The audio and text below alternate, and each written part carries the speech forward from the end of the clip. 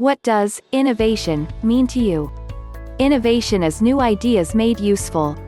That's just about the best definition. It clears up what's interesting about innovation without overcomplicating. It also leads to two questions you should be asking next. Useful for who? How new is new? Usefulness is in the eye of the user. If you have an idea for improving something but do nothing with it, then you have not invented or innovated. If you don't share it, you haven't even helped anyone else to invent or innovate. The idea will die with you. If you share your idea, then it becomes an insight. If you put your insight into practice, it becomes an invention. If your invention is useful to someone, then the invention has become an innovation. If the innovation increases human happiness, then perhaps we have made progress. Some people invent solutions for themselves because they can't find, can't afford, or won't buy an off-the-shelf product that meets their need. The greater the need, the greater the incentive to invent, but invention is not automatic. People invent solutions for other people because they have recognized the need. Inventing useful things for people that they are willing to buy is the basis of commerce and economic prosperity. Newness is also judged by the user. An idea you have never heard of is new to you. An idea your colleagues have never heard of or never used is new to your company. Two old ideas mixed together are new and may be new enough to be useful in different ways that are useful to someone. Even better, they may be useful enough to give you something you value in exchange. Swapping stuff that is accepted and perfected in one country but appears new and difficult to do in another country is the basis of international trade. Some of what we used to swap was raw materials that just happened to be in one country rather than another, but increasingly what we swap is rich with ideas, insights, and innovation. People may not want something to be completely new. An invention can be so new that it doesn't fit into anyone's life. They may reject an idea because it challenges their way of looking at the world. Or because it is simply too much work to change the way they have always worked. All innovations are new, however they vary in their degree of newness. Incremental innovation involves small steps, something that is a minor improvement to an existing solution. Small steps have taken Gillette from one razor blade, to 2, 3, and now 5 blades. Radical innovations take big steps, creating major improvements that are often very different to existing solutions. Cloning, Dolly, the sheep qualifies as a radical innovation. It was a first and it was certainly a breakthrough. Revolutions happen when groups of these innovations can together cause a huge, far-reaching impact.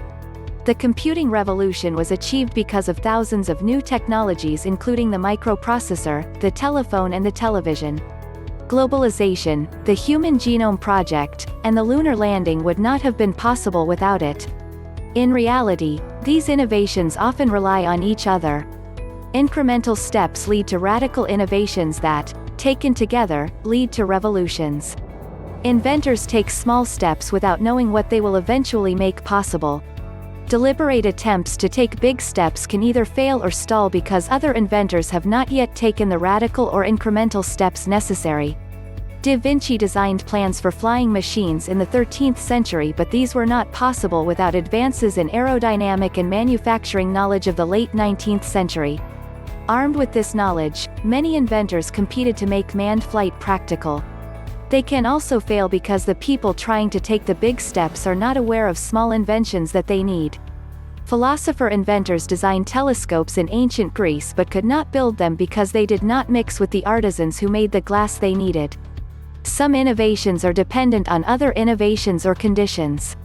The light bulb is of no use without an electric light system including wiring, generators, power stations, and companies to maintain them. Other innovations are more independent, either because they are standalone or because the conditions for their success are already present. The first piece of sharpened flint qualifies as independent. Nearly all modern innovations are dependent on something else but not always on other innovations. Knowing what your idea relies on is vital to its success. The focus of the innovation also varies. Product innovations involve new products and new characteristics of old products. The process that makes them may be much the same, but the product has changed incrementally or radically. Process innovation refers to new ways of doing something. The product may be the same but the way of producing is new, better, more efficient or more reliable. Computer-aided design and manufacture are process innovations. Organizational innovation finds new ways of people working together. The product and process may be the same, but the way of organizing people has changed. Bureaucracy, adhocracy, meritocracy are all ways of organizing.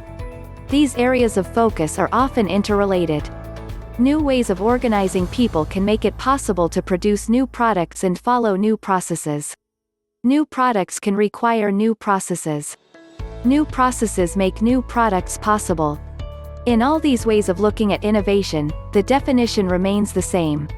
It is new stuff considered useful by someone. It is new ideas made useful.